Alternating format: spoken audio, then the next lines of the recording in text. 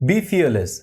दुनिया को बदलने के लिए 5 प्रिंसिपल्स के पीछे के माइंडसेट को समझिए दोस्तों अगर आप न्यूज़ को फॉलो करते हैं तो आप एक दिन परेशान करने वाले आर्टिकल को पढ़कर यह सोच सकते हैं कि मुझे असल में इस बारे में कुछ करना चाहिए। शायद यह एक लोकल इशू हो सकता है जैसे बेघर होना या कोई एक इंटरनेशनल इशू जैसे एनवायरनमेंट, लेकिन आपकी सोच के ऑपोजिट और एक्शन लेने के लिए आपके शुरुआती इंपल्स के बावजूद आपका दूसरा विचार हो सकता है कि मैं मदद करना तो चाहता हूं लेकिन मैं अभी अपनी लाइफ नहीं बदल सकता, यह बहुत रिस्की है। ऐसा सबके साथ होता ही है दोस्तों, और पॉसिबिलिटी है कि डेली कई लोगों के साथ ये होता है। ऑथर जीन केस समझते हैं कि एक्शन लेने के लिए करेज की जरूरत होती है और ऐसा करना इजी है जैसे कि कुछ नहीं करना, लेकिन ऑटो पायलट पर बने रहने के कारण हम ये कर नहीं पाते हैं। लेकिन इन दिनों हमें साहसी लोगों की जरूरत है जो दुनिया को एक बेटर प्लेस बनाना चाहते हैं। इसलिए लेखक ने उन लोगों को इंस्पिरेशन देने का फैसला किया जिन्हें करेज और फियरलेसनेस के साथ कुछ नया करने के लिए एक्स्ट्रा पुश की जरूरत होती है। केस के अकॉर्डिंग फियरलेस होने के लिए 5 प्रिंसिपल होते हैं। एक, बिग बेट खेले। दूसरा, बोल्ड रिस्क लेने वाला। तीसरा, फेलियर से सीखना। चौथा, अपने दुनिया के परे जाना। और पांचवा, अर्जेंसी को डर पर विजय प्राप्त करने देना। तो दोस्तों हम इन प्रिंसिपल्स के एक्शन के कुछ एग्जाम्पल्स पर नजर डालेंगे और उम्मीद करते हैं कि आगे बढ़ने के लिए आपके अंदर के गेम चेंजर को एम्पावर करके आगे तक हम आपको बढ़ा पाएंगे। तो आइए इस बुक समरी को सुनते हैं दोस्तों। बिग चेंज के पीछे यूजुअली एक बिग बेट होती है जो ब्रेव हो सकती है और आप जैसे भी हैं उसी में से उभर कर आती है। तो आइए दोस्तों इस पॉइंट को डिटेल में कुछ एग्जाम्पल्स के साथ समझते हैं। 1960 के दशक की शुरुआत में कोई भी यह नहीं जानता था कि पहला इंसान मून पर कैसे कदम रख सकता था, लेकिन भले ही उस रास्ते में बहुत सी रुकावटें थीं, जिसमें इस छोटे से फैक्ट को शामिल किया गया था कि टेक्नोलॉजी का अभी तक इन्वेंशन नहीं किया गया था। US president John F Kennedy ने नेशनल टीवी पर दुनिया को एक बोल्ड प्रॉमिस किया कि अगले दशक तक एस्ट्रोनॉमिकल फीट पूरी कंप्लीट हो जाएगी। ऑथर इस तरीके के आइडिया को बिग बेट बनाने के तौर पर रेफर करते हैं और ये एक फियरलेस पर्सन जो कि दुनिया में एक चेंज लाता है उसके पीछे का फर्स्ट प्रिंसिपल है दोस्तों। बिग बेट एक तरीके का ब्रेव प्लान होता है जो कॉमन अजम्पशंस को बताता है और लोगों का ध्यान खींचता है, जिस तरह से JFK ने 1961 में किया था। ब्रेव एंटरप्रेन्योर एलन मस्क ने 2030 तक हमें मार्स पर पहुंचने का एक बिग बेट तैयार किया है। और जब यह इलेक्ट्रिक कार कंपनी टेस्ला के CEO थे, उन्होंने यहां अर्थ में ट्रैवल करने के रिवॉल्यूशनाइजिंग तरीकों पर बेट लगाया था दोस्तों। एलन मस्क के पास उनके विरोधियों की कोई कमी नहीं थी, लेकिन जनवरी 2018 में उनके स्पेस एक्स प्रोग्राम ने उन कुछ क्रिटिक्स को चुप कर दिया जब उन्होंने सक्सेसफुली अपना रॉकेट लॉन्च किया दोस्तों। अब स्पेस ट्रैवल एक अलग बात है, लेकिन बैलून पावर्ड इंटरनेट ब्राउजिंग कैसे होती है दोस्तों? एस्ट्रो टेलर के अनुसार गूगल के द्वारा बनाई गई और इनोवेटर की निगरानी में एक डेवलपमेंट लैब एक्स में एक बैलून पावर्ड इंटरनेट अब तक का सबसे क्रेजीएस्ट प्रोजेक्ट था। 2017 में हरिकेन मारिया के बाद प्यूरेटो रिको को ऑनलाइन वापस लाने में मदद करना इसकी एक सक्सेस थी दोस्तों।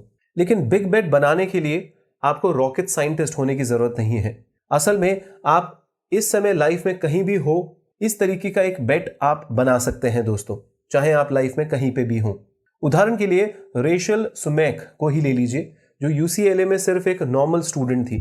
जब 2010 में उसने खुद को एकमात्र ऐसा पर्सन पाया जिसने अपने फेलो स्टूडेंट्स की मदद करने के लिए एक फूड ड्राइव तैयार किया जो डिसेंट मील अफोर्ड नहीं कर सकते थे उनके लिए। यह इस बात का सिर्फ एक साइन था कि स्टूडेंट्स की भूख के इश्यूज को कैसे अंडर एप्रिशिएटेड किया गया था। इस फैक्ट के बावजूद कि कुछ स्टेट्स में हर 4 में से 1 कॉलेज के स्टूडेंट्स को एक बार फूड बैंक को विजिट करना पड़ता है और वो ग्रोसरी खरीदने में भी कैपेबल नहीं थे। सुमेक ने बिग बेट बनाया कि वह लॉन्ग टाइम से चली आ रही इस प्रॉब्लम को बदल सकती थी और उसने स्वाइप आउट हंगर नामक एक ऑर्गेनाइजेशन शुरू किया जो दूसरे स्टूडेंट्स को अपने अनयूज्ड फूड कार्ड की मनी को डोनेट करने देता था। आखिरकार उसके एफर्ट्स ने बराक ओबामा का ध्यान खींचा और अब वह 1.3 मिलियन से ज्यादा फूड डिलीवर करते हुए 30 से ज्यादा कैंपसेस में फैल गया है।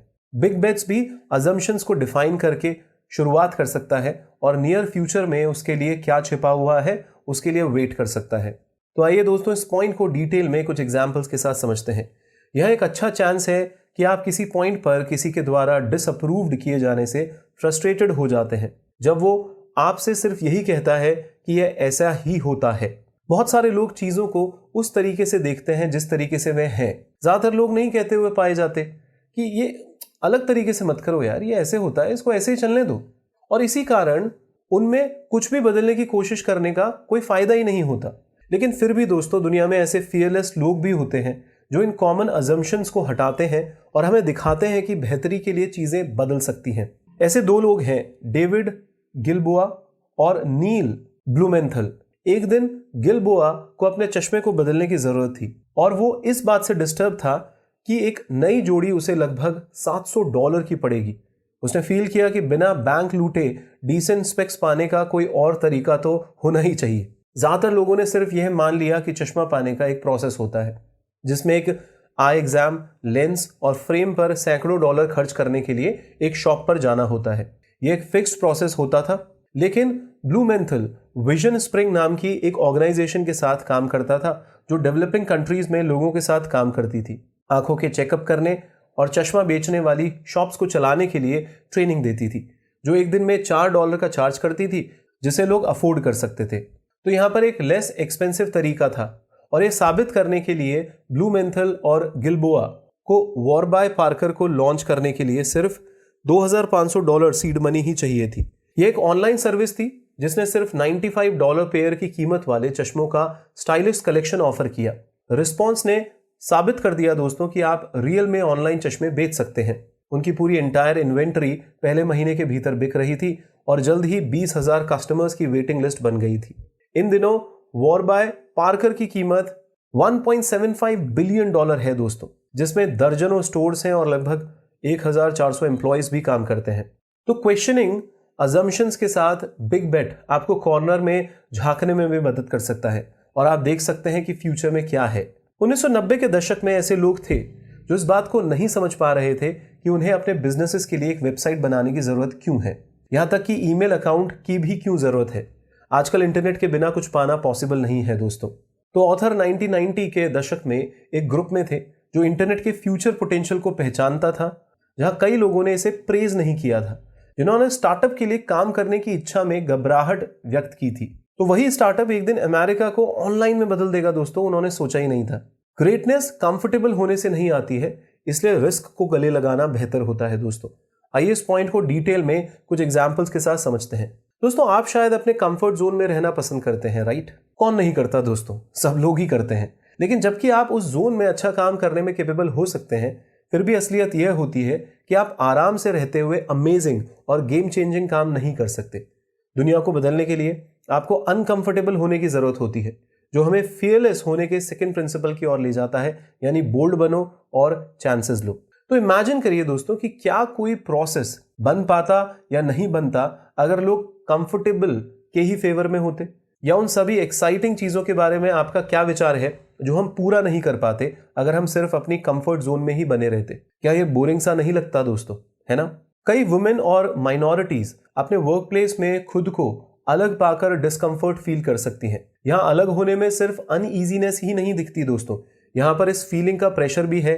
आपका काम एक पूरे जेंडर या एथनिसिटी को रिप्रेजेंट करेगा। जबकि ऑथर नेशनल ज्योग्राफिक सोसाइटी की फर्स्ट फीमेल होने के लिए ग्रेटफुल फील करती है, वह एलिजा स्किडमोर की भी आभारी है, जो 1892 में सोसाइटी की फर्स्ट फीमेल बोर्ड मेंबर थी। स्किडमोर कई मायनों में रिमार्केबल थी और यह इस फैक्ट की वजह से था कि वह एक ऐसी लाइफ जीती थी जिसमें एक ट्रेल ब्लेजर होने के लिए इनबॉर्न रिस्क टेकर होना पड़ता था। 19 साल की उम्र में वह ओबरलीन कॉलेज की फर्स्ट ग्रेजुएटिंग क्लास का हिस्सा थी, जिसमें वुमेन अलाउड थी। वहां से उन्होंने ईआर स्किडमोर के नाम के अंडर एक पॉपुलर न्यूज़पेपर कॉलम लिखा, जिससे उन्हें ट्रैवल करने और अपने ड्रीम को पूरा करने के लिए इनफ मनी मिली दोस्तों। 1885 में वह अलास्का में एक स्ट्रीम शिप में सवार हो गई, जो कि अलास्का के यूएस का हिस्सा बनने से 75 साल पहले का किस्सा है दोस्तों।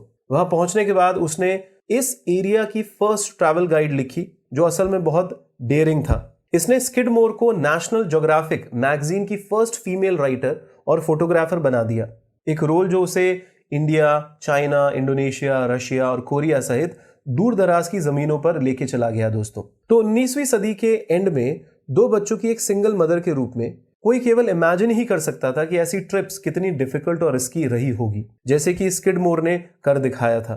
लेकिन उसे दुनिया बदलने की चाह थी और उसने एक्सेप्ट किया इस तरीके के रिस्क और डिस्कम्फर्ट्स इसका हिस्सा होते ही हैं। दूसरे लोगों के काम का एडवांटेज लेना याद रखें और बोल्ड चांसेस लेने के लिए हाँ कहने में पछतावा करने से बचें दोस्तों। आइए इस पॉइंट को डिटेल में कुछ एग्जाम्पल्स के साथ समझते हैं। एलिजा स्किडमोर जैसे ट्रेल ब्लेजर्स के बारे में जानना जरूरी है, क्योंकि उन्होंने जो काम किए और जो दरवाजे खोले वह आज आपके लिए इजी लग सकते हैं। जबकि दुनिया को बदलना पार्क में चलने जैसा नहीं होता दोस्तों। इसका मतलब यह नहीं है कि आपको हर बार स्क्रैच से शुरू करना होगा और व्हील को हर बार फिर से रीइन्वेंट करना होगा। यहां तक कि थॉमस एडिसन जैसे एक इन्वेंटर आगे आने वाली बातों से बिल्कुल अवेयर थे और एग्जिस्टिंग रिसोर्सेज को भी यूज कर रहे थे। लोग एडिसन को एक जीनियस मानते हैं, एक ऐसा जीनियस जो कई बार सो कॉल्ड यूरेका मूवमेंट से लगातार स्ट्रक होते जाते थे। जैसे लाइट बल्ब जैसा आइडिया प्योरली उनके ब्रिलियंट माइंड का ही एक कमाल था। लेकिन यहां तक कि एडिसन भी खुद को एक more of a sponge than an inventor मानते थे। इसी वजह से वह दूसरों के बनाए एडवांस से हाईली अवेयर थे और ये जानने के इच्छुक थे कि कैसे इन एडवांस को और बेटर बनाया जा सके। इसका और एक जीता जागता उदाहरण है जस्टिन फ्नॉफ, एक 5th जनरेशन फार्मर जिसने फार्मिंग में नो टिलिंग अप्रोच सीखी। सॉइल इरोजन और टॉप सॉइल का उड़ जाना जैसे इश्यूज आज तक प्रॉब्लम बने हुए हैं दोस्तों। उन दिनों ऐसा कोई भी नो टिलिंग का तरीका नहीं था जो फार्मर्स को उनके खेतों की मिट्टी को उखड़ने से, उड़ने से, बहने से बचा सके। जब नॉफ ने अपने स्कूल में इस टॉपिक के बारे में सुना था तो उन्हें इसके सॉल्यूशन का आइडिया आया, कैसे सॉइल के नेचुरल न्यूट्रिएंट्स को ज्यादा से ज्यादा बनाए रखा जाना चाहिए।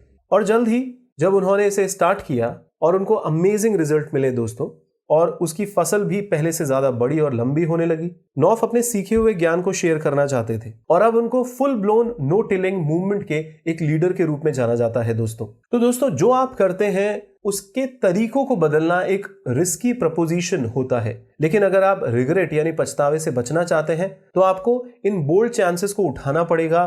लोगों की आगे की लाइफ में आने वाले कॉमन रिग्रेट्स इस वजह से नहीं आते हैं अगर उन्होंने अपनी जिंदगी में कुछ रिस्की ऑप्शन चुने होते हैं तब, बल्कि इस वजह से आते हैं कि क्या उन्होंने सेफली अपनी जिंदगी को अप्लाई किया। क्योंकि जो सिक्योरिटी में जीते हैं उनके सपने अधूरे रह जाते हैं और कहा जाता है ना दोस्तों, ज्यादातर अधूरे सपने शमशान घाट पे पाए जाते हैं। तो क्या आपके साथ भी आप ऐसा ही करना चाहते हैं? नहीं तो बोल्ड चांसेस लीजिए दोस्तों।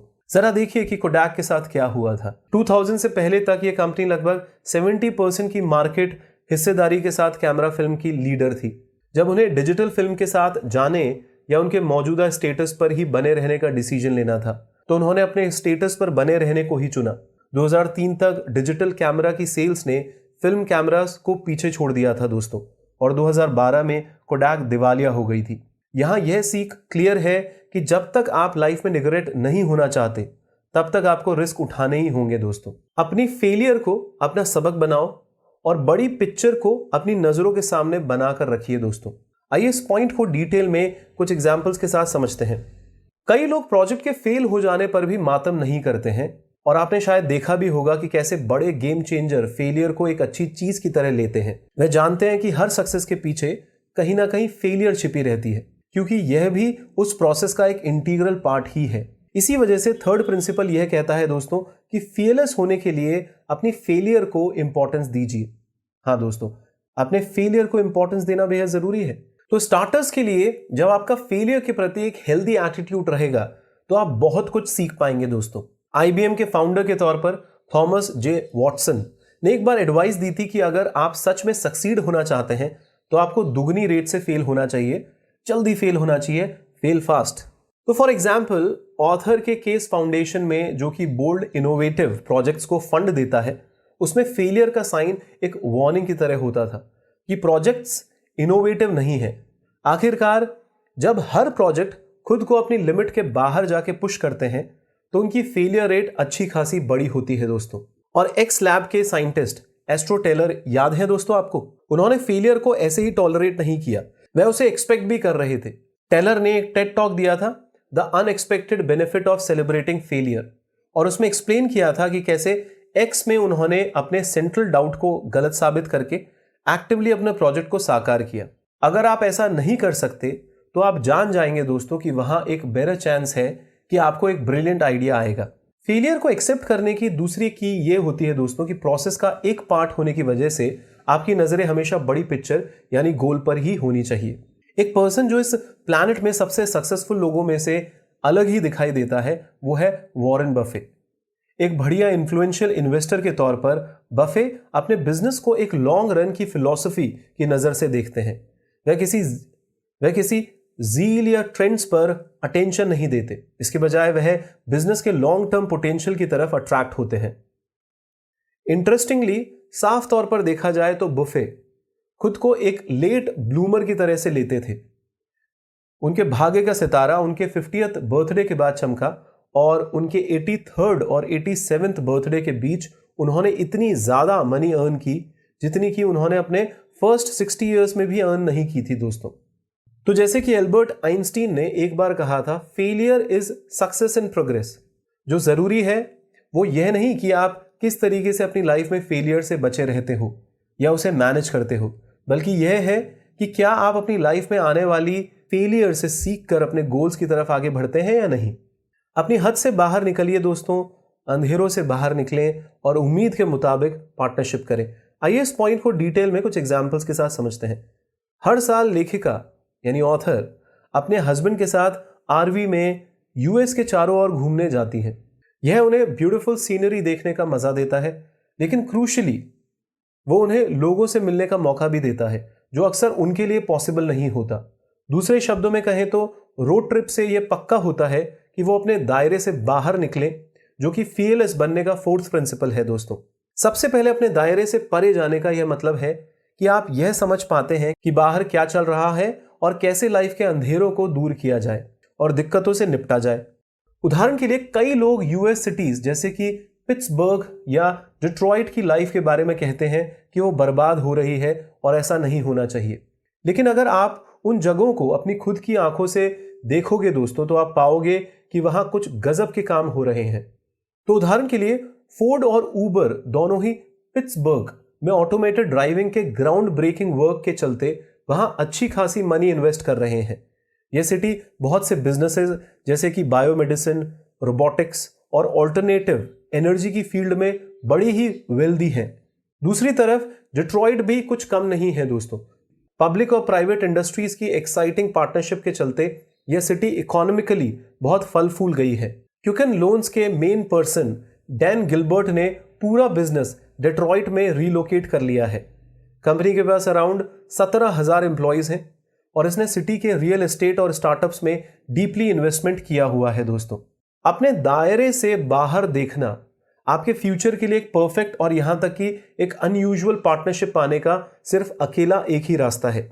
उदाहरण के लिए 2010 में नासा और लीगो ने एक ऐसी पार्टनरशिप बनाई जिसमें इंटरनेशनल स्पेस स्टेशन में लीगो सेट्स यूज किए गए, जबकि एस्ट्रोनॉट्स के साथ स्टूडेंट्स और टीचर्स को क्लासरूम्स में एक स्पेशली डिजाइन सिलेबस के जरिए से इंटरैक्ट किया गया। इस पार्टनरशिप का थैंक्स की जिसकी वजह से स्टूडेंट्स को ऐसी क्लासेस के जरिए से एस्ट्रोनॉमी में करियर बनाने की इंस्पिरेशन मिलेगी, जो कि एग्जैक्टली नासा उम्मीद कर रहा था। 2014 में इसका एक और परफेक्ट उदाहरण देखा गया जब इबोला वेस्ट अफ्रीका में तबाही मचा रहा था। उसी वक्त जो हैजमेट सूट्स थे उनमें खामी पाई गई थी दोस्तों।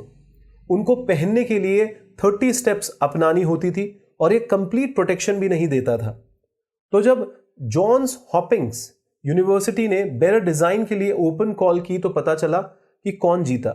एक सीमस्ट्रेस यानी कि एक सिलाई करने वाली लेडी जो वेडिंग ड्रेस सिलने में एक्सपर्ट थी। बेशक कुछ बेस्ट सॉल्यूशन सबसे अनयूजुअल जगहों से ही निकलते हैं दोस्तों, लेकिन जब तक आप अपने दायरे से बाहर नहीं निकलोगे तब तक आप इसे फाइंड नहीं कर पाओगे दोस्तों। मूवमेंट को पकड़ने और संकटों का जवाब देने के लिए अर्जेंसी का इस्तेमाल कीजिए। आइए दोस्तों इस पॉइंट को डिटेल में कुछ एग्जाम्पल्स के साथ समझते हैं। फियरलेस होने के लिए फाइनल प्रिंसिपल है कि अपनी अर्जेंसी को अपने डर पर विजय पाने दे दोस्तों। हर कोई डेंजर से बचने की कोशिश में फियर का एक्सपीरियंस तो करता ही है, लेकिन इस रास्ते पर चलने से आपको हर चीज को पॉसिबल करने की कोशिश में चांसेस को लेने बोल्ड होने का भी हुनर मिल सकता है। इस डर से छुटकारा पाने का एक रास्ता यह भी है दोस्तों कि अर्जेंसी को इस डर पर हावी होने का मौका दीजिए, ताकि आप हर क्राइसिस यानी संकट और इमरजेंसी सिचुएशन का डटकर मुकाबला कर सकें। दोस्तों, जब किसी की बैक दीवार की तरफ होती है तो एड्रेनलिन हरकत में आता है और वह इंसान अमेजिंग चीजें करने को उत्साहित होता है, जो वो नॉर्मल कंडीशन में नहीं कर पाता है। किस्मत से अगर देखें कि आपके आसपास की दुनिया कहीं भी कुछ भी हो रहा हो और जब आप कहीं कोई क्राइसिस फाइंड करते हैं तो आप उसमें हेल्प करने के लिए अचानक से पैशनेट हो जाते हैं। हाँ दोस्तों, इसका मतलब है कि आप अपने आप को एक ऐसा इंसान मानते हैं जो सपोर्ट दे रहा है किसी को और सपोर्ट दे सकता है। तो इस पैशन को अपना एडवांटेज बनाओ दोस्तों। जो लोग इस तरीके का रिस्पॉन्ड करते हैं, ऑथर उनको फर्स्ट रिस्पॉन्डर कहती हैं और उनमें से कई लोग हैं जिन्होंने दूसरों के लिए कुछ अमेजिंग चीजें करते हुए सक्सेस अचीव की है दोस्तों। उदाहरण के लिए जोस एंड्रिस एक वर्ल्ड रिनाउंड शेफ है जिनके नाम बहुत से अवार्ड विनिंग रेस्टोरेंट्स हैं दोस्तों, लेकिन वह यह बात भी मानते हैं कि the face of American disaster relief, यह सब लोकली वॉशिंगटन डीसी से शुरू हुआ, जहां उन्होंने पाया कि डीसी सेंट्रल किचन को सिटी में भूखे लोगों के लिए हेल्प चाहिए थी। लेकिन बाद में 2010 में उनका यह मिशन वर्ल्ड हंगर किचन के रूप में सामने आया, जब हेती में 7 स्केल के अर्थक्वेक ने बड़े लेवल पर तबाही मचाई थी दोस्तों। लेकिन यह तो सिर्फ शुरुआत थी। हरिकेन मारिया के कारण प्यूर्टो रिको में फूड और वाटर की शॉर्टेज के बाद एंड्रियस ने किचन से दिन में 1000 मील सर्व करने का बीड़ा उठाया, लेकिन जल्द ही उनके इस काम में 1,75,000 मील्स पर डे की बढ़ोतरी हुई और आगे वो सपोर्ट से इसे 3.5 मिलियन के गोल्स तक पहुंचा पाए। जैसा कि एंड्रियस इसे दिखाते हैं कि अमेरिकन ड्रीम अब सिर्फ यहीं तक सीमित नहीं रह गया कि आपको एक फैंसी हाउस, एक कार या हाई पेइंग जॉब मुहैया कराई जाए। यह तो अब ऐसा है कि आपकी सक्सेस के साथ साथ दुनिया में औरों की भी भलाई का आप सोच सकते हैं और लोग ऐसा कर रहे हैं दोस्तों। एंड्रियास के लिए भूख को मिटाने की अर्जेंसी ने उनको उस मूवमेंट को पकड़ने के लिए इनकरेज किया और जो वो हेल्प कर सकते थे वो उन्होंने किया। डेविड गिलबोआ और नील ब्लूमेंथल, जो वॉरबी पार्कर की सक्सेस के पीछे के 2 आदमी थे, उनके लिए गोल लोगों को वो ग्लासेस अवेलेबल कराना था जो वो अफोर्ड कर सके, और इसी वजह से उन्होंने buy a pair give a pair का कॉन्सेप्ट अपने बिजनेस मॉडल में डाला। सिर्फ इतना ही नहीं, उन्होंने डेवलपिंग कंट्रीज में लगभग 4 मिलियन ग्लासेस के पेयर्स डिस्ट्रीब्यूट किए दोस्तों। खुद को इनर्शिया में नहीं रखें, जस्ट डू इट। आइए दोस्तों, इस पॉइंट को डिटेल में कुछ एग्जाम्पल्स के साथ समझते हैं। आपको भी किसी ना किसी से कभी कभार इंपल्सिव एडवाइस मिली ही होगी और आपको यह कहा गया होगा कि अपना काम सही ढंग से करो। प्रॉब्लम यह है दोस्तों कि जितना ही आप इसके बारे में सोचते रहते हो, उतना ही कंफ्यूजन और एग्जॉशन के चक्कर में आप पैरालाइज्ड होकर खत्म हो जाते हैं। इसी वजह से लोगों को अपने एक्शंस में अर्जेंसी को इंपॉर्टेंस देनी चाहिए। अगर कोई कॉज आपको अपने पैशन के लिए इंस्पायर करता है तो उसका बहुत अच्छा रिजल्ट्स आपको मिलेगा। बेशक शुरुआत में आपको डील करते वक्त कई इश्यूज का सामना करना होगा, लेकिन कुछ देर के बाद आप खुद अपने आप को हैंडल कर पाएंगे। यही 1954 में बर्था और हैरी हॉल्ट ने भी किया था, जब उन्होंने कोरिया में होमलेस चिल्ड्रन के बारे में सुना था जिन्हें अमेरिकन फादर की संतान होने की वजह से बेघर कर दिया गया था। इमीडिएटली उन्होंने 8 बच्चों की हेल्प के लिए उनको अडॉप्ट करने का सोचा। अगर वे सभी प्रोसेस के पीछे जाते तो उनको कई लीगल प्रॉब्लम्स को फेस करना होता, लेकिन बजाय खुद को रोकने के उन्होंने कांग्रेस से अपील की और 1955 में होल्ड्स लॉ पास करवाया। इससे उन बच्चों को उनकी फैमिली मिलने में कोई परेशानी नहीं हुई दोस्तों। फिर बाद में हॉल्ट ने सेल्वेशन आर्मी के जरिए से एक अडॉप्शन एजेंसी सेट की जो चिल्ड्रन को एक सेफ होम दे सके, और सियोल में उनको रहने के लिए एक सेफ रेजिडेंशियल फैसिलिटी भी बनवाई। यह फैसिलिटी अभी भी वहाँ है दोस्तों, जो हॉल्ट की एक 80 साल की डॉटर मॉली द्वारा चलाई जाती है। वहाँ इस साइट पर एक म्यूजियम है जो कि हॉल्ट फैमिली के उन डॉक्यूमेंटेशन को कलेक्ट किए हुए है जिनकी कोशिशों से बहुत से कोरियन बच्चों को सहारा दिया गया। तो किसी भी एक्शन को करने से पहले परफेक्ट कंडीशन का वेट मत करिए दोस्तों। जैसा कि ब्रेन ब्राउन ने, जो कि डेयरिंग ग्रेटली की लेखिका हैं, वो लिखती हैं कि आप एक परफेक्ट मूवमेंट के लिए बहुत सा वक्त, टैलेंट और मीनिंगफुल रिलेशनशिप दाव पर लगा देते हैं। इसको ध्यान में रखिए दोस्तों। आपको किसी चीज़ में इन्वॉल्व होने के लिए किसी बड़े कदम की ज़रूरत नहीं है। चाहे कुछ भी हो, किसी बड़े गोल को अचीव करने के लिए आपको इसे कई छोटे छोटे गोलों में बांटना पड़ता है। उदाहरण के लिए, अगर आप एनवायरनमेंट के बारे में पैशनेट हों और एक ऐसा बिजनेस लॉन्च करना चाहते हैं जो रिसाइकलिंग पर जोर देता है, तो अपने मोहल्ले से कचरा साफ करने के वॉलंटियरिंग से स्टार्ट कर सकते हैं आप, जबकि साथ में ही कई इनोवेटिव रिसाइकलिंग मेथड भी सीख सकते हैं। यही वक्त है कुछ एक्शन लेने का और अपने दिल की सुनकर फियरलेस बनने का। तो दोस्तों, इस बुक की समरी के अंत में कुछ मेन पॉइंट्स जो याद रखने योग्य हैं मैं आपके सामने रिपीट करता हूं। पहला, बहुत सारे लोग चीज़ों को उस तरीके से देखते हैं जिस तरीके से वे हैं, और इसमें कुछ भी बदलने की कोशिश का कोई फायदा नहीं होता। लेकिन फिर भी ऐसे फियरलेस लोग होते हैं जो इन कॉमन अजम्पशंस को हटाते हैं और हमें दिखाते हैं कि बेहतरी के लिए चीज़ें बदल सकती हैं। दूसरा पॉइंट, लोगों को अपने एक्शंस में अर्जेंसी को इंपॉर्टेंस देनी चाहिए। अगर कोई कॉज आपको अपने पैशन के लिए इंस्पायर करता है तो उसका बहुत अच्छा रिजल्ट आपको मिलेगा दोस्तों। बेशक शुरुआत में आपको डील करते वक्त कई इश्यूज का सामना करना होगा, लेकिन कुछ देर के बाद आप खुद उनको हैंडल कर पाएंगे। तीसरा पॉइंट, एल्बर्ट आइंस्टीन ने एक बार कहा था, failure is success in progress. जो जरूरी है वो ये नहीं कि आप किस तरीके से अपनी लाइफ में फेलियर से बचे रहते हैं और मैनेज करते हो, बल्कि यह है कि क्या आप अपनी लाइफ में आने वाली फेलियर से सीख कर अपने गोल्स की तरफ आगे बढ़ते हैं या नहीं। चौथा पॉइंट है दोस्तों, बिग बेट लेने के लिए करेज की जरूरत है, और ऐसा करना उतना ही ईजी है दोस्तों जैसा कुछ भी ना करना है, जैसे ऑटो पायलट पर बने रहना। लेकिन इन दिनों हमें साहसी लोगों की जरूरत है जो दुनिया को एक बेटर प्लेस बनाना चाहते हैं। तो दोस्तों, अंत में मैं आपसे यही कहूंगा कि दुनिया को ज्यादा से ज्यादा फेयरलेस लोगों की जरूरत है जो अपने दायरों से बाहर निकलकर लोगों की मदद कर सके, भूखे बेबस लोगों की मदद को आगे बढ़ाकर पार्टिसिपेशन कर सकें। इन चीज़ों को पॉसिबल बनाने के लिए फियरलेसनेस की ज़रूरत है, क्योंकि हर ग्राउंड ब्रेकिंग आइडिया रिस्क उठाने की प्रायोरिटी मांगता है और फेलियर से सीख कर अपने कंफर्ट जोन से बाहर निकलने की ज़रूरत पेश